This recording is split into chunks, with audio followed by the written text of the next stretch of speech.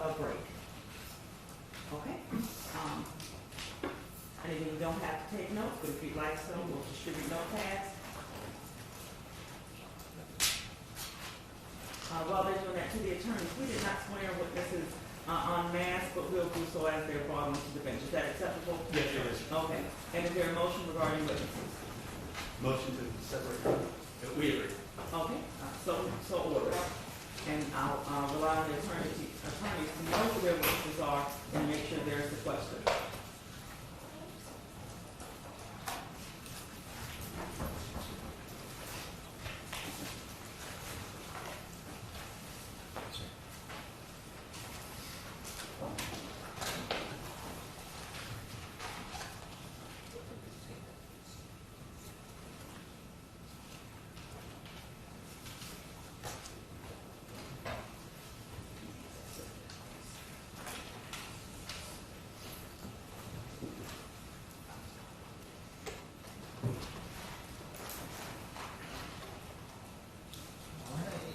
Ladies and gentlemen, these notepads are the only pads that you'll take your notes in. No private or personal pad. That's it. Okay.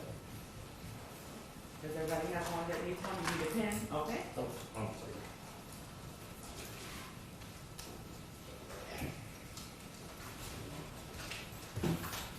Thank you so much, Sheriff. All right, someone would like to call their first witness? Yes, Your Honor. The Commonwealth calls Abby Zwerner.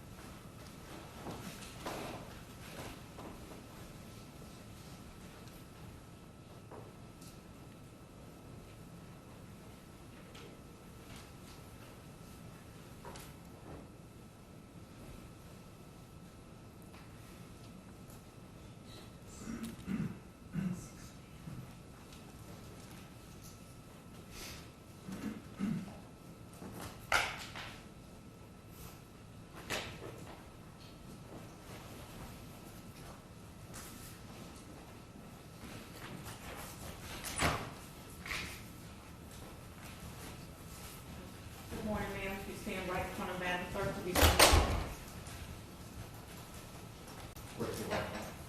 Do you swear or affirm the testimony you're about to give is the truth, the whole truth, and nothing but the truth? Go back on the stand. Thank you, witness stand. Watch your step, stepping. It rotates. You can adjust the chair or microphone. Please answer questions the attorneys may have. You may proceed, Mr. Jenkins. Good morning. Good morning. Could you please tell us your name? My name is Abby Zwerner. Ms. Werner, I know we talked about this before, but just as a quick reminder, we're not using the names of any children today, Yes. okay? I want to ask you, back in January of 2023, how were you employed at that time? I was working at Richneck Elementary School. And what did you do there? I was a first grade teacher. And is Richneck Elementary School a school that's here in the city of Newport News? Yes, it is. How long had you been teaching as of January 2023? That was, at that point in time, I had been teaching for 2.5 years. Okay. You've told us that you were teaching first graders. Roughly how old are first graders? Around 6. And how many students, I'm asking only for a rough estimate, but how many students were in your class roughly?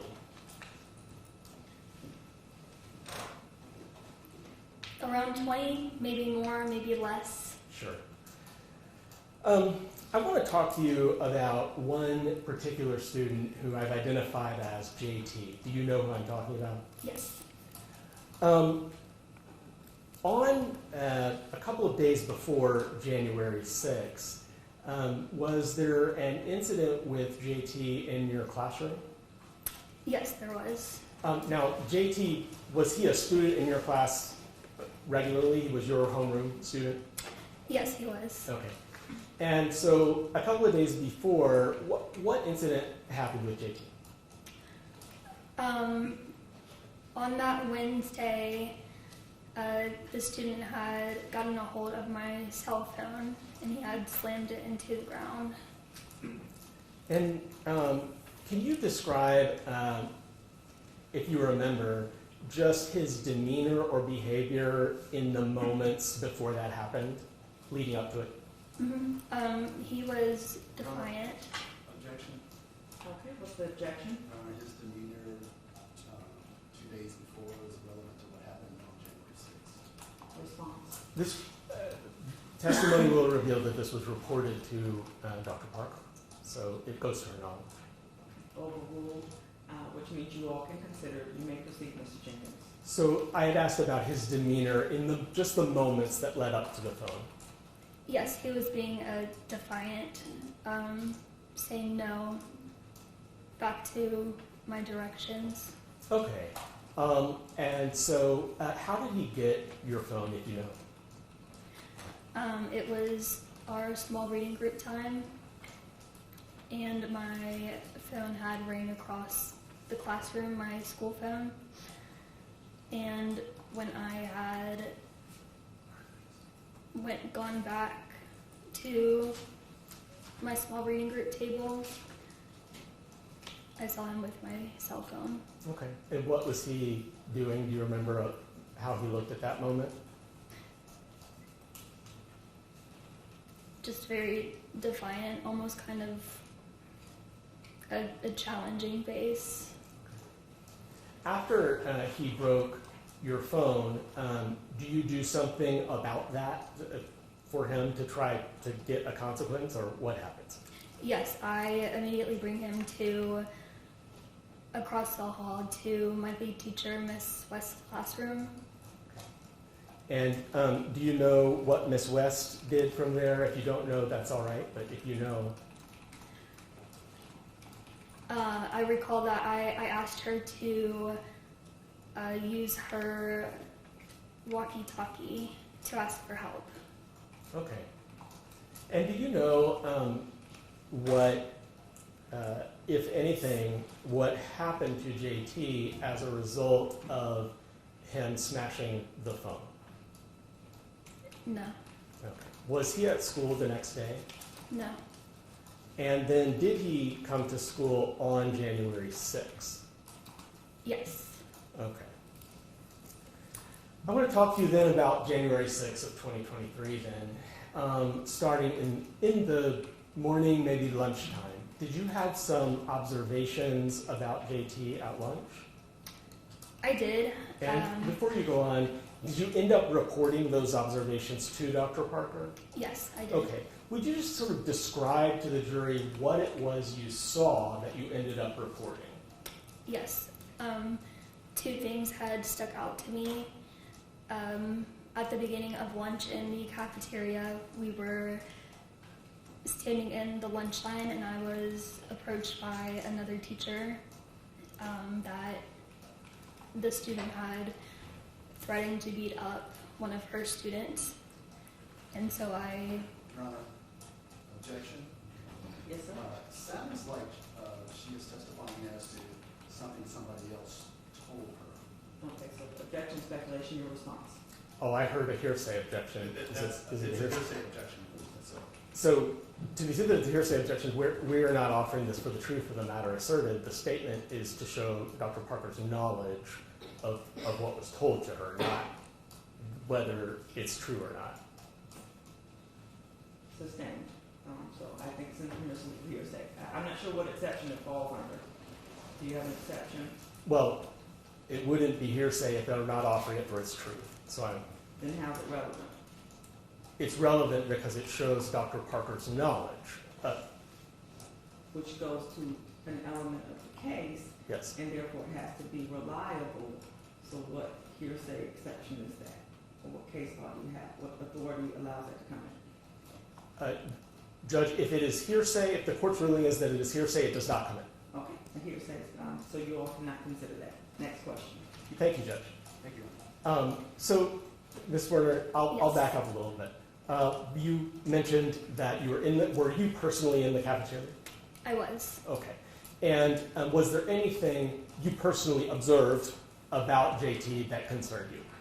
Yes, I was speaking with a security officer in the cafeteria about something, and at that same time, I witnessed the student was staring her down, very focused on her, and he slowly got up from his seat and ever so slowly approached, still not breaking focus or eye contact at the security officer, and that stuck out to me a lot as well.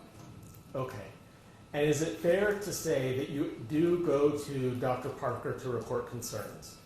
I do. And without telling us what anyone else said, did you relay to her concerns that about things you had observed and concerns about that had been told to you by others? Objection. I don't know what the objection is. That would be hearsay also. Did you observe? She's reporting what she observed. The report is hearsay. It's an out-of-court statement offered for a strict time. Okay, your response, Mr. Jenkins. I am only offering that she informed Dr. Parker of her concerns and that her concerns were based on both her observations and what others had told her. I am not eliciting what others said to her at all, so it's not hearsay. Not statement, just the, okay, so, overruled, ask your question again, you may answer. All right, so Ms. Werner, did you eventually go speak to Dr. Parker about your concerns? I did. And did those concerns include both your observations and what others had said? I told Don't tell us what the others said, but just did your observation, did you report to her the problem? yes. Okay, tell us what you reported to Dr. Parker. Your Honor, I'm going to continue my objections because his question was what she observed and what others said. Now he's going to ask her what you reported, and so she's reporting, sounds like hearsay.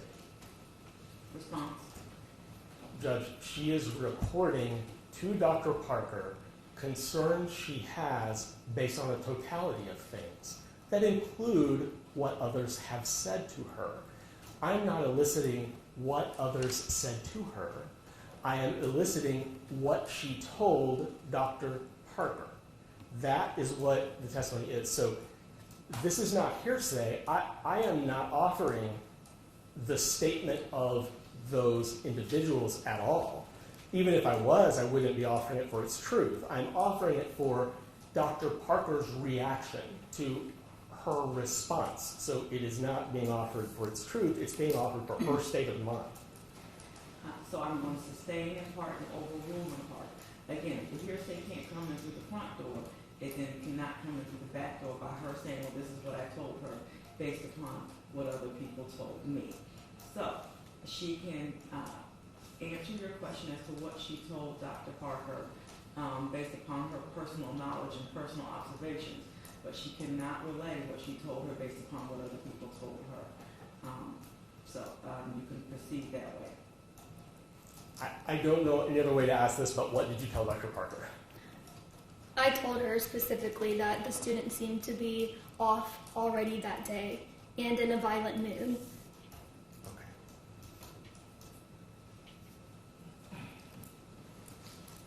At some point during the course of the day, did anyone suggest to you that that same student, JT, might have a gun?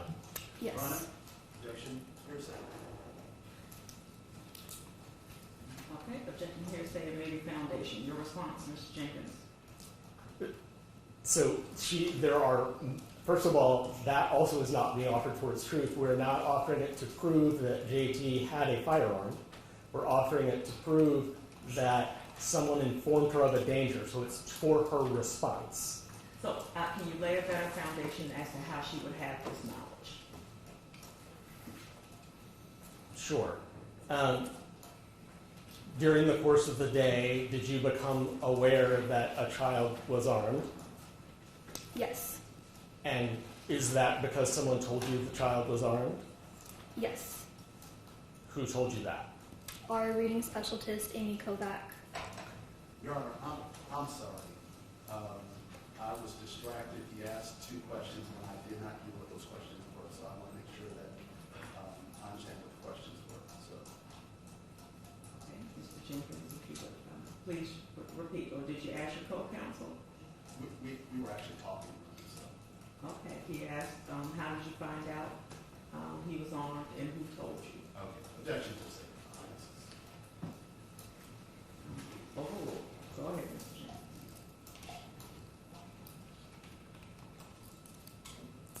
Jenkins. At that point, what was your state of mind as to? I'm sorry, Your Honor. So that was the question. I did not hear what her response was to that question. Those questions.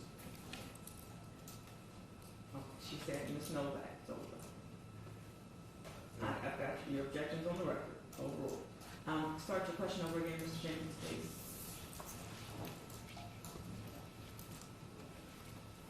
I believe you said, what was your state of mind? Yes.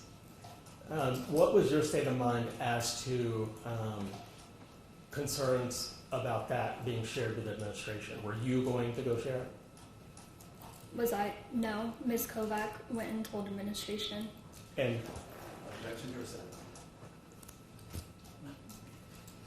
Continued objection noted. You may proceed. and as to that objection, it is overruled, Judge. It is overruled. Yes, Thank you you. may proceed. After that point, were you concerned enough to keep a close eye on JT? Yes. Tell us about your observations going forward from there. Specifically, what point in time? Yeah, so at some point, do you end up, your class goes to recess? Yes. Are you there? Yes. Okay. What did you observe at that time, if anything, that was concerning? Yes. I noticed that the student was wearing an oversized jacket with both of his hands in his pockets that remained in his pockets the entire time, and that stuck out to me. Okay. Did you report that observation to anyone? I texted Amy Kovac Okay. that observation. Okay.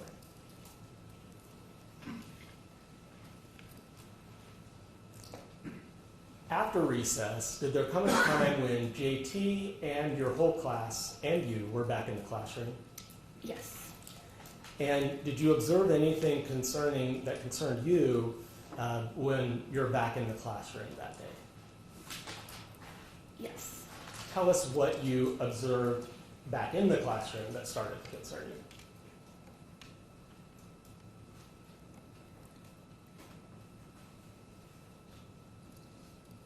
Specifically, So did you observe JT doing anything that made you concerned after recess time and you're in the classroom?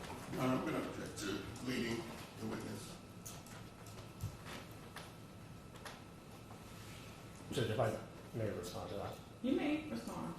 So a closed-ended question where the witness can answer yes or no is not inherently leading. A leading question is one that suggests one of those two answers is the right answer. I am merely trying to direct the witness to where and when I'm talking about. So in another sense, it's just a preliminary matter. I am not, trying to use it to get a specific answer from her. Anything further, Mr. T? Yes, Your Honor. And I think he's actually been leading for quite a while. He has, now, but you didn't check him out this one, but this one wasn't leading, so I'm gonna allow it overruled. But some previous ones were leading, so we'll try to contain that. Do you, the witness, do you need him to repeat the question? Yes, please. Okay. I just want you to describe any concerning observations about JT that happened in your classroom after recess, If any. if there are any. Both hands remained in his pocket, his oversized jacket, the entire time. Was he wearing the jacket in your classroom? Yes. Did not remove it after recess. So, Ms. Werner, at some point in the day, were you injured? Yes. Tell us what immediately precipitated that. Describe it for us.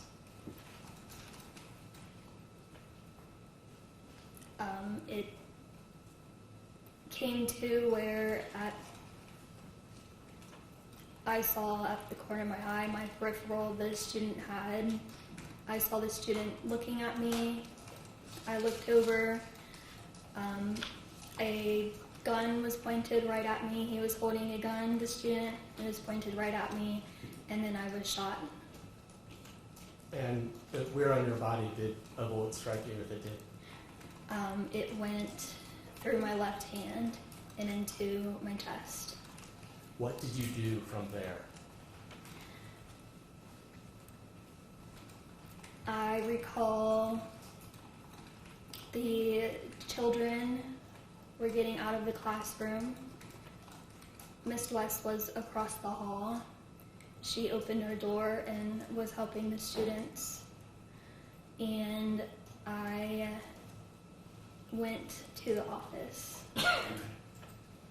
At the moment the gun is fired, and I am asking you to estimate how many children were in your classroom. Speculation. Response. I'm not asking her to speculate about it. I'm asking her to give us a range that it could have been at the time. She doesn't have to guess, she was there. Overruled. You can answer.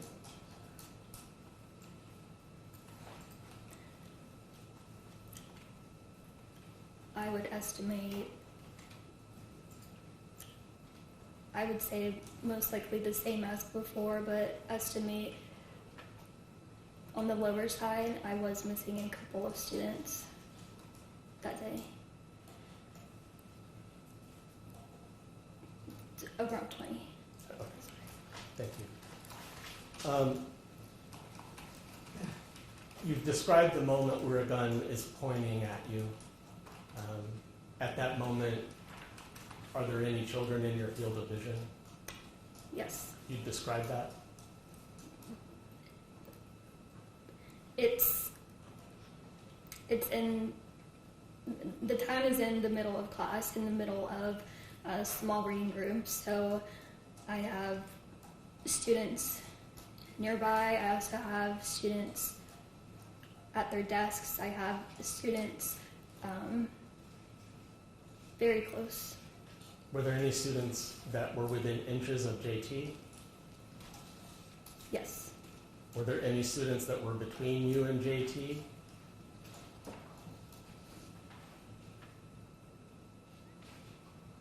I don't recall. Okay.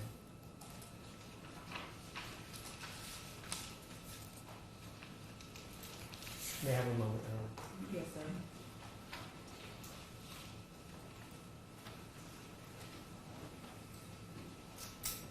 That's all the questions I have for you now. Please answer any questions from defense counsel. Yes, sir.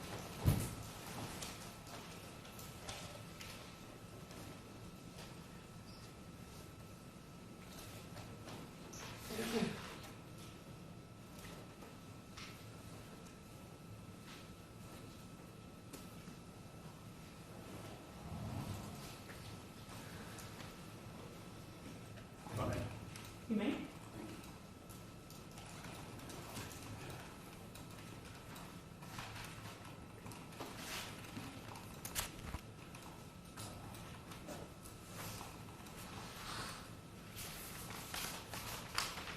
So basically, JT was in the class on January 6th, is that correct? Yes. You reported that he was a little off the chain, being a little violent that morning, is that correct? He appeared to be off and seemed to be in a violent mood. Okay. And you had some contact with Ms. Kovac, is that correct? Yes. Okay. And you had contact with Ms. Kovac before you went out to the playground for recess, is that correct? Yes. Okay. And on direct, you said that Ms. Kovac told you that JT was on, is that correct? She told me that the student had told other students that he had brought a gun with with him. That To wasn't school. your testimony on direct. You said that Ms. Kovac told you that he was armed. That was your testimony, is that correct? Here today, Yes.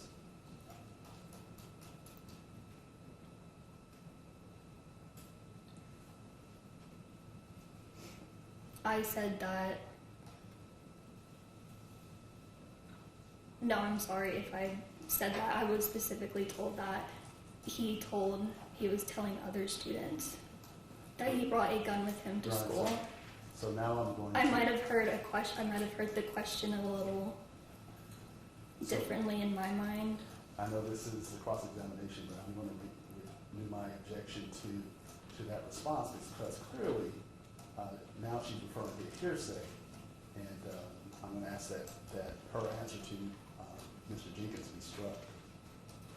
Okay, does someone have a response? Your Honor, this information is being used to show why Ms. Zwerner took the action she did, not being offered for its truth. And hearsay is only hearsay if we're offering it because the statement made is true. So it explains the actions that she took. It is in part a present sense impression if the court is going to rule that it's hearsay, because she's describing a condition that's occurring right now while it is ongoing. And it is being offered to show how they respond to it. Counsel is objecting to me eliciting hearsay and then standing up and eliciting hearsay. And she gave a short answer to me because we were narrowed by the hearsay objection. She was explaining it more fully to counsel now because he asked. So he elicited the hearsay this time. So he can live with that. The rule is that hearsay is an out-of-court statement being offered for its truth. We're not offering any of these statements to prove that JT had a gun. We all know he had a gun. We'll have that testimony. We're offering the statements to establish why these people took the actions that they took. That's it. That's not being offered for the truth. Now, anything else, Mr. Rogers? I will submit, Your Honor, it is exactly being offered for its truth. Her statement, which I basically just wanted to clarify her response to his question, she said he was on. And she wanted to further elaborate. Her elaboration, had she elaborated during the first question, I would have objected. Clearly, hearsay, she's repeating something that somebody else told her, hearsay upon hearsay. And it's definitely being offered for its truth, because there would be no need to respond if there was not a gun. So for consistent and clear rulings, again, it came in before, I'm going to allow the statement in. This is a classic example of why we have cross-examination, and all three attorneys are wonderful attorneys who will flush this out for the jury, and we can have an instruction later, again, that it is not for the truth of the matter, but to explain why the person did what they did. So again, you may continue with your cross-examination, and the jury can consider the responses, ultimately the ruling. So your current objection proceed with your cross-examination. Thank you. So, based on information that you received from Ms. Kovac, you believed that the student was armed, is that correct? It crossed my mind, yes. Okay, so it crossed your mind that he had a gun, is that correct? When I was told what I was told, it was possible. Okay, so if he was armed, that presented a danger to your students, is that correct? Yes. Okay. So you took no action to separate JT from his other classmates, is that correct? Yes. And so you allowed him to go out to recess with the understanding that he may have had a gun, is that correct? Yes. You could have refused to let him go to recess. You could have removed him from the presence of his other classmates, is that correct? In hindsight, yes, I could have. Okay. And then you allowed him to return to your classroom with other students, is that correct? Yes. Okay, nothing prevented you from excluding him from the classroom, is that correct?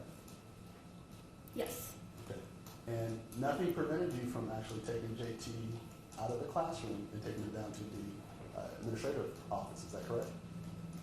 Yes. Okay. So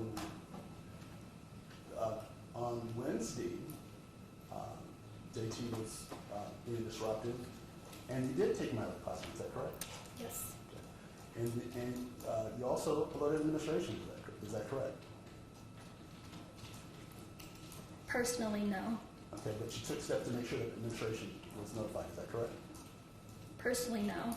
You did not take any steps in it? Okay, all right. You would agree that the potential that there's a firearm in the classroom is a lot more serious than JT breaking his cell phone, is that correct? Yes.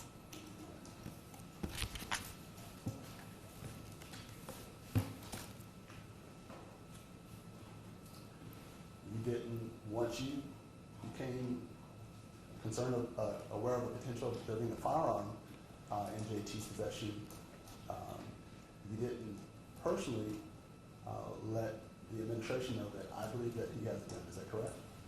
Correct. Okay. You personally did not call the police, is that correct?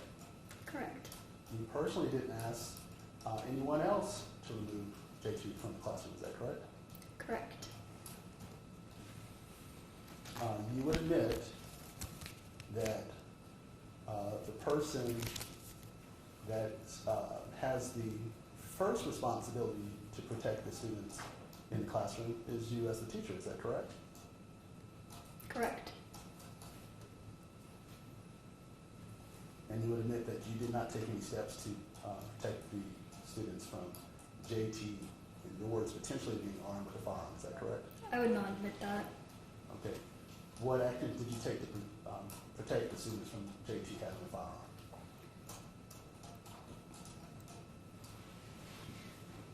This might cross the rules of hearsay, I am unsure. But from the knowledge that I had that day, I was aware that she was told by other I'm coworkers. talking about what you did. Absolutely. What actions did you take? Absolutely. All right, your response is absolutely? I'm sorry, what was the question? The full question? Okay. What actions did you personally take to protect the students in your classroom from JT being potentially armed? I trusted my colleagues. All right. You're going to have a moment? You may. And while we're doing so, that you were right under that skylight. If you want to move to the empty seat, you can. I apologize. If you're okay, you can stay. There's nothing I can do about it. Thank you, Your Honor. Okay. I'll go down. Okay, all right. I just want to let you know if there is an empty seat, if you'd like to move. But if I may ask, Your Honor, could you ask the defendant's counsel to speak a little bit further? Speak a little loud. We can do that. Thank you. And you follow the instructions yesterday. If you can't hear, let me know. We can fix that. All right, so Mr. Rogers, you heard that instruction. I did. Let's project. My apologies, I'm a soft talker. So. Your Honor, that's all the questions I have for this. All right, thank you. Any redirect? Yes, Your Honor. Just briefly, Ms. Zwerner, while you were at recess, were you observing the student closely? Yes.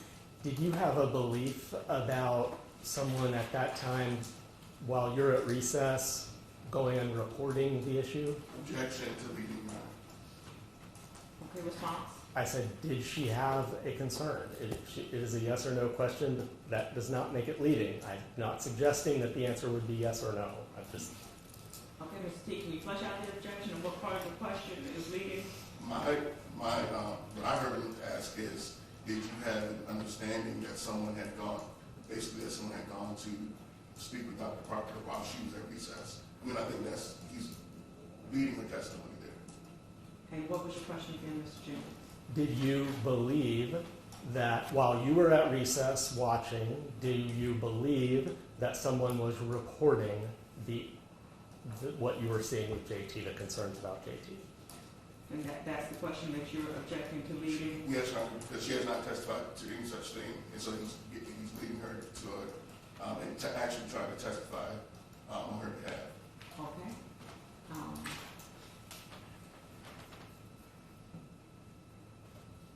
Overruled, I'll allow it, but there may be another objection coming because we need to establish foundation for this belief. Okay, but go ahead for now, Mr. Jenkins, I'll give you some leeway. Have you told someone that there was an incident that should be reported to Dr. Parker? Your Honor. Hearsay objection.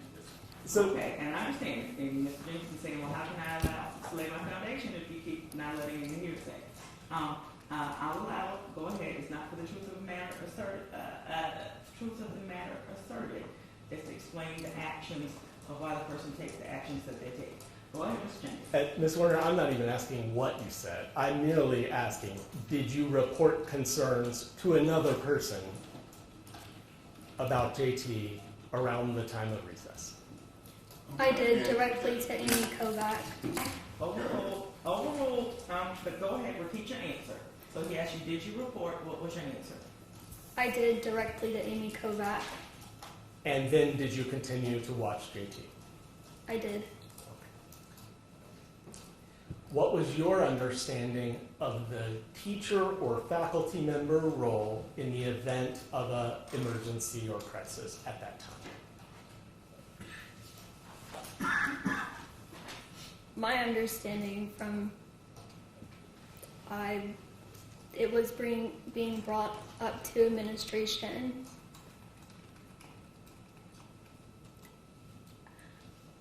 I'm not sure how much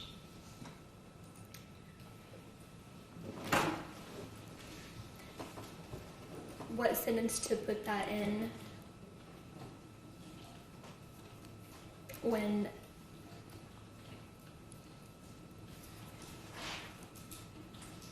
Ms. Werner, are you worried right now about the rules of evidence and hearsay? perhaps. Okay, I don't want you to worry about that. The judge and the lawyers will worry about that, okay? And you don't have to. All you need to do is give an honest answer. So, I'll repeat the question. Yes, please. Okay. What was your understanding of a faculty member's role when you learned of a crisis? What was your understanding of what you were supposed to do? Report it. Okay, great. Thank you. I don't have anything further, Judge. Recross? Yes, sir. But it was also your understanding as a faculty member or teacher that you were responsible for the safety of your children. Is that correct? Yes. And that if there was a threat of danger to your student, you were supposed to remove that danger or threat from the presence of the student. Is that correct? Yes. Anything else with this witness? No, Your Honor. All right, and does she need to remain or may she be excused? Your Honor, we're asking that for all of our witnesses, we're asking they be constructively sequestered, told that they need to not discuss the case with anyone, and potentially be recalled, but to be able to leave the courthouse. your position? We've also, she's under subpoena from the defense, and we asked that she remain. Judge, if I may address that. Okay. We have many witnesses here. We don't need to keep them here for all 3 or 4 days. I've told all of the witnesses they're subject to being brought back to court, and I have all of their phone numbers. And if Mr. Rogers wants them to come back, I will cooperate and ensure that they are back here and provide any contact information that's needed. But I don't want to keep people here for 4 days. They don't have to be. Understood. So, Counsel's agreeing to them remain sequestered, but that they can leave the building and they're on call to be brought back. Your position? That's fine. That's fine. Okay. All right. Ms. Werner, those are your instructions. You may step down from the witness stand. You may leave the building, but you may not discuss the case until this trial has concluded. And they have your phone number, so they'll call you when we need you to come back. All right. Thank you very much. Okay. And we've been out for about an hour. Can we take maybe a 10-minute break, and then we'll start with the next witness? Yes, sure. Thank you. Okay. And let me see. It's 10:49. We'll resume at 11 a.m. Thank you all.